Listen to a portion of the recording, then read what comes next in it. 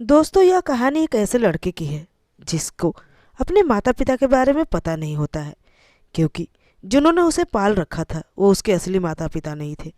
मगर इस बात की जानकारी उसे नहीं थी।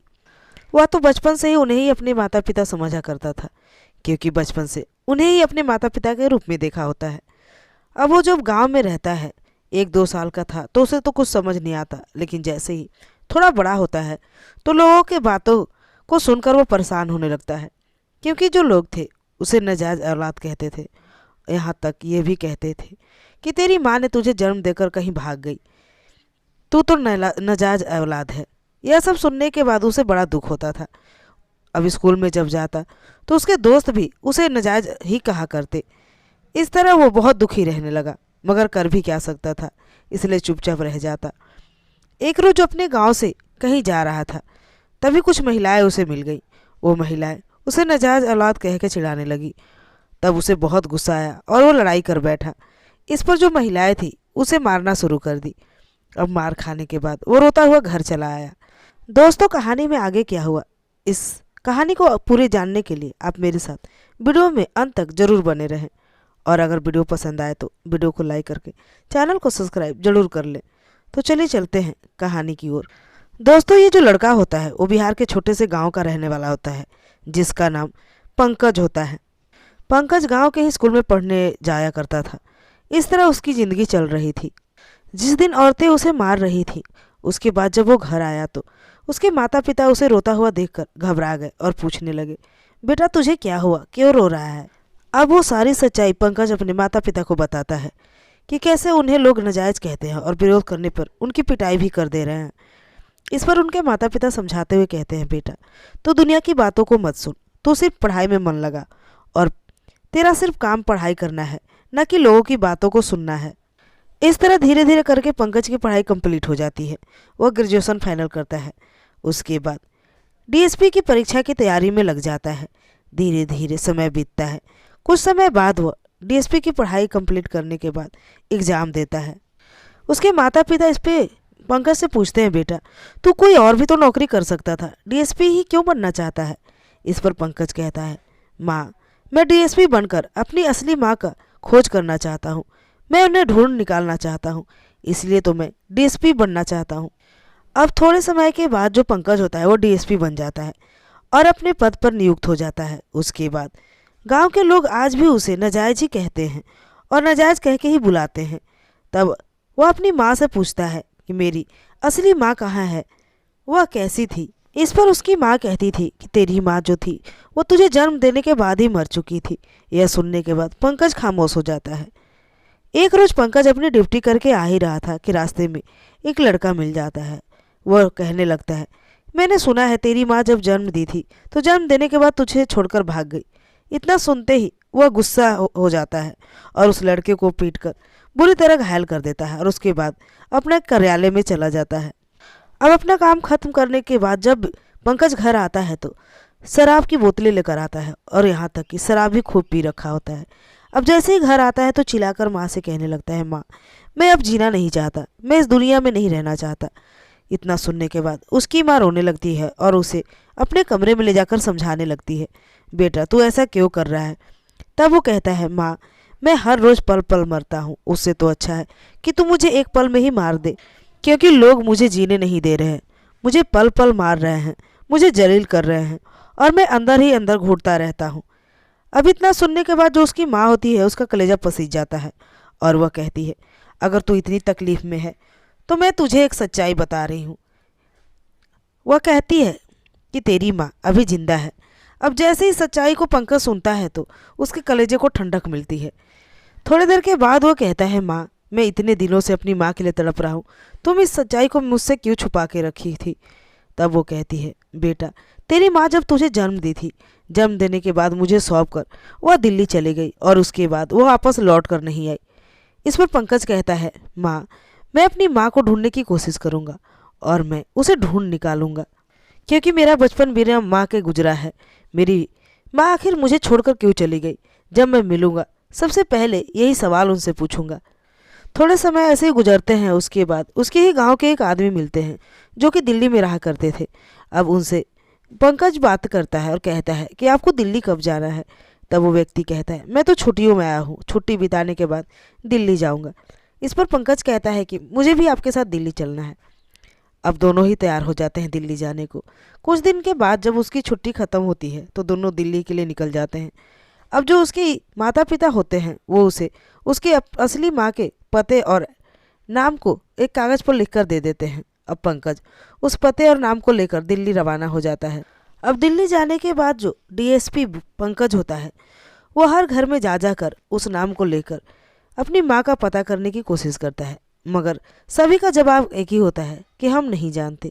अब इस तरह पंकज ढूंढते ढूंढते थक जाता है, वह थक हार कर बैठ जाता है। तभी उसे एक झोपड़पट्टी दिखाई देती है जिसमें एक महिला रहती थी और वो बार बार घर में से बाहर आती थी, कभी घर के अंदर जाया करती थी। अब जो बूढ़ी महिला होती है वह डीएसपी पंकज को देखती है तो उसे देखकर इशारा करती है, इधर सुनो। अब जो पंकज होता है उसकी तरफ आता है और उससे भी वह नाम बताकर उस महिला के बारे में पूछने लगता है, यानी कि अपनी माँ के बारे में पूछता है। अब जैसे ही वो महिला उस नाम को सुनती है तो सकपका जाती है, वो सोच में पड़ जाती है। अब जो पंकज होता है महिला को सकपकाए हुए देखकर वो शक में पड़ जाता है और फिर कहता है तुम ही मेरी माँ हो ना। इतना सुनते ही वह महिला रो पड़ती है और जो पंकज होता है उसके पैरों को पकड़कर रोने लगता है। पंकज अपनी माँ से अनेकों सवाल करता है मगर वो कोई जवाब नहीं देती। कहती है पहले तू थक गया है, अंदर आ, बैठकर थोड़े पानी वानी पी ले, इसके बाद तो जो भी पूछेगा मैं सबका जवाब दूंगी। अब जो पंकज होता है वो चुपचाप बैठ जाता है और पानी पीता है। उसके बाद वो कहने लगता है माँ तू मुझे जन्म देकर क्यों भाग गई थी, क्यों मुझे छोड़कर चली गई थी। इतना सुनने के बाद उसकी माँ अपनी कहानी बताने लगती है और कहती है जब मैं गाँव में रहती थी तो मैं गाँव में सबसे सुंदर लड़की हुआ करती थी, सभी मुझे पसंद करते थे, सभी मेरे दीवाने थे, मगर मैं किसी को भी पसंद नहीं किया करती थी, ना ही किसी के जाल में आना चाहती थी। मैं तो पढ़ लिख कर कुछ बनना चाहती थी और उसके बाद शादी करके ससुराल जाना चाहती थी। लेकिन एक रोज़ ऐसा हुआ जिसने मेरी ज़िंदगी ही बर्बाद कर दी। मैं पढ़ाई करके घर लौट रही थी, तभी मेरे दोस्तों ने मुझे कुछ खाने को दिया। उसमें पता नहीं कौन सी चीज़ मिलाई थी जिसकी वजह से मैं बेहोश हो गई और उसके बाद उन्होंने मुझे सुनसान जगह पर ले जाकर बारी बारी से मेरे साथ कुकर्म किया। उसके बाद जब मुझे होश आया तो वहाँ कोई नहीं था। मैं जैसे तैसे करके घर चली आई। घर आने के बाद सारी घटना को मैं अपने परिवार वालों को बताई। यह सब सुनने के बाद मेरे परिवार वालों ने उन्हें ढूंढने की बहुत कोशिश की मगर वो नहीं मिले। थोड़े समय के बाद धीरे धीरे मेरा पेट निकलने लगा। अब यह सब देखकर मैं घबरा गई। अब यह सब देखकर मेरे घर वाले परेशान हो गए और वे इस बच्चे को नुकसान पहुंचाने की कोशिश करने लगे। वो कहने लगे इसे ख़त्म कर दो, पर मेरे अंदर की जो ममता थी वो जाग उठी थी। मैं किसी भी कीमत पे इसे ख़त्म नहीं करना चाहती थी। तब मैंने ठान लिया कि मैं किसी भी कीमत पे इस बच्चे को जन्म दूंगी। और उसके बाद धीरे धीरे समय बीतता गया और तुम्हारे जन्म का वक्त आया। अब जैसे ही तुम्हारा जन्म हुआ उसके बाद मैं तुम्हें तुम्हारे माता पिता को सौंप कर दिल्ली चली आई। दिल्ली आने के बाद यहीं एक आदमी से मैंने शादी कर लिया। उसके बाद मेरा एक बेटा और हुआ जो कि तुम्हारा छोटा भाई है। अब इतना कहने के बाद वो अभी बात कर ही रहे थे कि तभी उसका छोटा बेटा भी काम पर से आ जाता है। अब जैसे ही पंकज को देखता है तो भड़क उठता है, कहता है माँ ये कौन है और यहाँ क्या कर रहा है। इस पर उसकी माँ कहती है ये तुम्हारा बड़ा भाई है। तब वो कहता है अच्छा वो तुम्हारा बड़ा वाला बेटा, लेकिन मैं इसे अपना भाई नहीं मानता। इतना सुनने के बाद भी पंकज कुछ नहीं कहता, वो चुपचाप रहता है।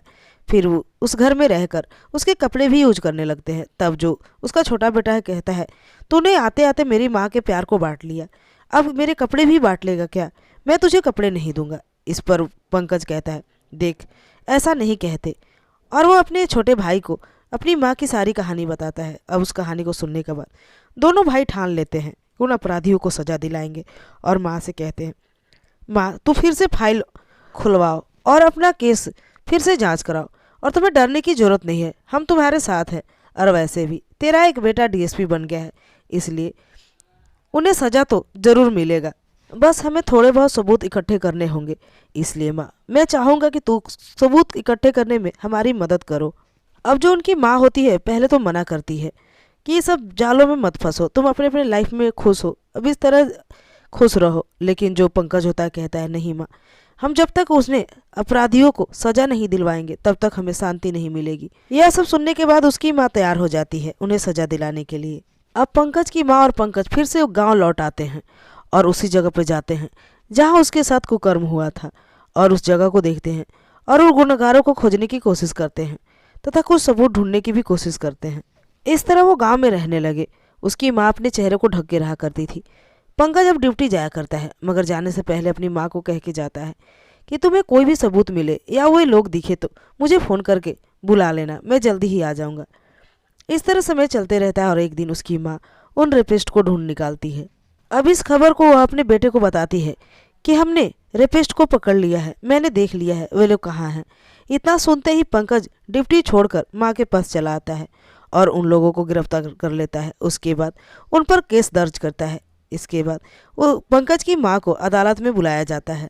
अब जो पंकज की माँ होती है वह कोर्ट में अकेले ही जाती है, क्योंकि वो नहीं चाहती कि पंकज को कोई पहचाने कि वह मेरा बेटा है। इसलिए वो पंकज को जाने से मना कर देती है और अकेले ही कोर्ट में चली जाती है। एक रोज पंकज भी कोर्ट में चला गया और पंकज के सामने ही उसकी माँ से अजीब अजीब सवाल किए जा रहे थे। यह सब सुनने के बाद उससे गुस्सा बहुत ज़्यादा आ रहा था, मगर वो चुपचाप उस गुस्से को बर्दाश्त कर रहा था। अभी तक वो यह उजागर नहीं किया था कि वह डीएसपी है। वहाँ के वकील उससे कहने लगे कि तेरी माँ अपनी मर्जी से गई होगी और जब पैसे नहीं मिले तो इसके बदले उन्हें फंसा रही है। अब वो जो तीनों रेपिस्ट थे उन्हें देखकर पंकज और भी आग बबूला हो जाता है। वो तीनों रेपिस्ट पंकज से मिलकर कुछ बातें करना चाहते हैं, मगर ये मना कर देता है। उसके बाद उन तीनों को सजा हो जाती है, वो जेल में चले जाते हैं। और इधर जो पंकज होता है वो अपनी माँ के साथ घर आ जाता है। अब उसके दिल को ठंडक पहुंची थी। अब जो पंकज होता है वो ठान लेता है कि अब वो अपनी असली माँ के साथ ही रहेगा, मगर उसे बार बार एक डर सताया जा रहा था कि लोग तो उसे रेपिस्ट से पैदा हुए बच्चा ही बोलेंगे, और इस डर की वजह से वो बेचैन सा हो उठता था। मगर धीरे धीरे इस बात को भुलाने की कोशिश करने लगा और फिर वह दिल्ली चला जाता है, अपनी पोस्टिंग वहीं करा लेता है। उसके बाद अपनी माँ के साथ और भाई के साथ वहाँ रहने लगता है। अब दिल्ली जाके वहाँ एक लड़की से उसे प्यार हो जाता है और उससे शादी कर लेता है। अब सभी खुशी खुशी अपने घर में रहते हैं, मगर आज भी पंकज उन कलंक को लिए जिए जा रहा था, और उसकी माँ भी, जिसमें उनकी कोई गलती नहीं थी। ना ही उसकी माँ की कोई गलती थी और ना ही पंकज की। फिर भी लोग उसे इसकी सज़ा दिए जा रहे थे और वे चुपचाप इस सज़ा को झेल रहे थे और अपनी ज़िंदगी जिए जा रहे थे। तो दोस्तों, ये थी आज की कहानी। कहानी पसंद आई हो तो वीडियो को लाइक करके चैनल को सब्सक्राइब जरूर कर लीजिएगा। तो आज के लिए इतना ही, मिलते हो अगले वीडियो में। तब तक के लिए नमस्कार।